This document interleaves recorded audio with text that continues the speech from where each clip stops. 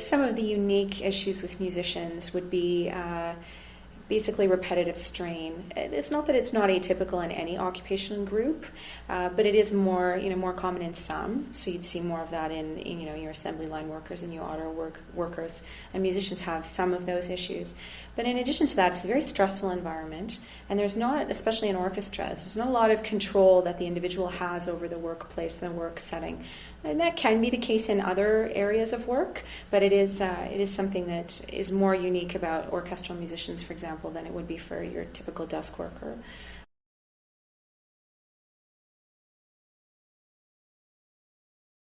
Musicians, of course, don't necessarily want to stop what they're doing, and that may be different than other occupational groups. And it's quite an interesting question, and one that I'm quite interested in terms of future research.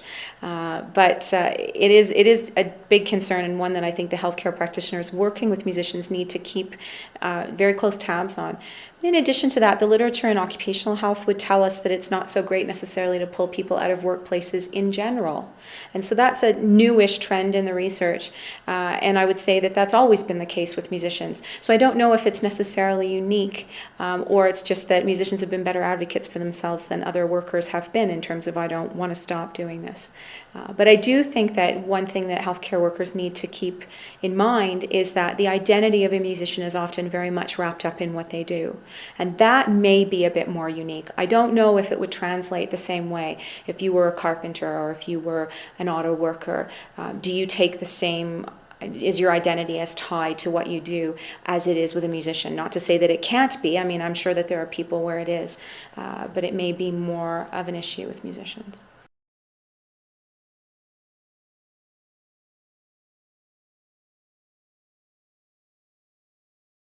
I think stress for musicians is definitely a twofold factor. So it's definitely stress that it comes from the environment, comes from the fact that they don't have a lot of control over the situation, they don't have a lot of control over rehearsal schedules.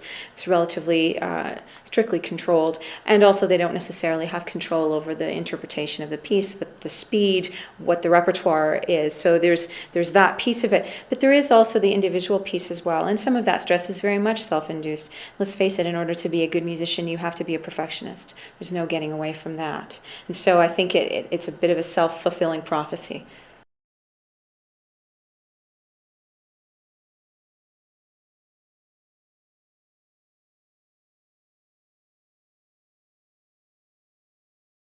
I think the way that you deal with stress, whether it's physical or emotional, I mean, in terms of the emotional stress, I think that one has to be careful about being overly perfectionist and also be careful about measuring oneself against edited audio taped, let's say, CDs, right? Because we have to remember that live performance is not the same thing as what comes on a CD. So that's important. And obviously if professional care is needed in terms of the emotional piece, it needs to be sought, it needs to be dealt with. I think that we have the same culture of silence in terms of emotional issues that we do with physical issues, except that in the general population, that stigma and that culture of silence is even more so in the mental health aspect than it is in the physical health aspect. And in terms of stress in the physical realm, I think what's important is recognizing that the acquisition of skill doesn't necessarily have to come strictly from physical practice. And I think we tend to forget that. There is a cognitive and a mental element to learning to be an exceptionally good musician. And being really efficient at practice is really important.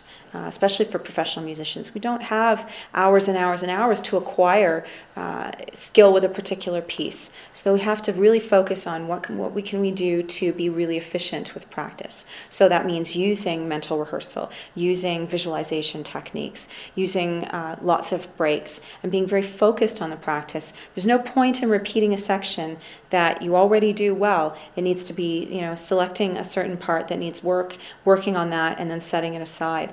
I think a lot of professional musicians know that instinctively, but sometimes it's a question of pointing out how you can integrate the notion of taking breaks and using cognitive techniques for acquiring skill along with the physical practice.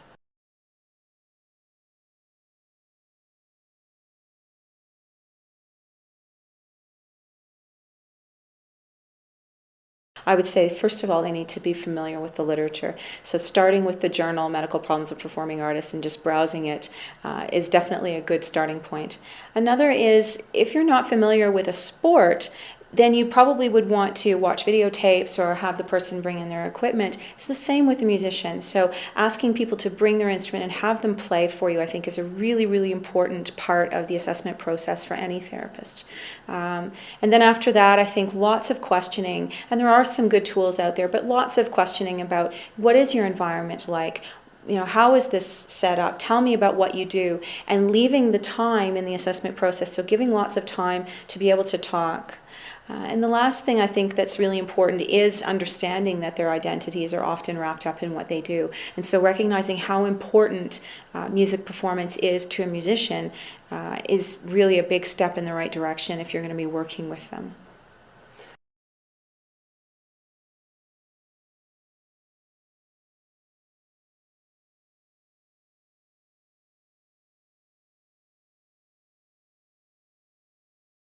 There's sort of a dual tension when working with young musicians. There is the ambition that they have, which can really push them to great lengths and lots of performance, lots of practice time. But the fact is that they may not realize that the accumulated hours that they're putting in at that stage can add to the overall accumulation in repetitive strain. So it's important to sort of let them know that it's very important that they enjoy what they're doing, but they need to have balance in their lives as well, and they need to rein themselves in a little bit. You can't acquire great skill with something in 2 weeks. It has to be done over a long period of time. They have to give themselves the patience to do that. But they also need that balance in the rest of their lives. They need to develop as individuals, and they need to develop physically in terms of their general health, in addition to just being able to play that instrument. So they have to be careful about that development.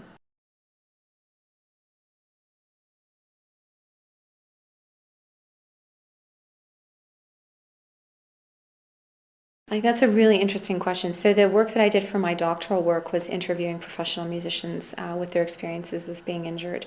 And one of the things that I found from that work was that musicians are very unaware of their bodies. Now, people who practice in this field would tell you that's not rocket science. We've known that for a while. But I think a lot of musicians really don't think about that. They don't think about their bodies when they're performing.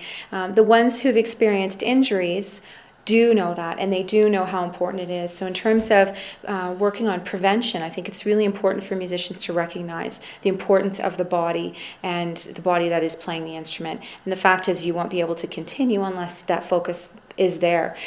Sometimes it falls on deaf ears. So in some ways, there's that element of you have to experience it in order to know how important it really is. But I think we're also dealing with a change in culture.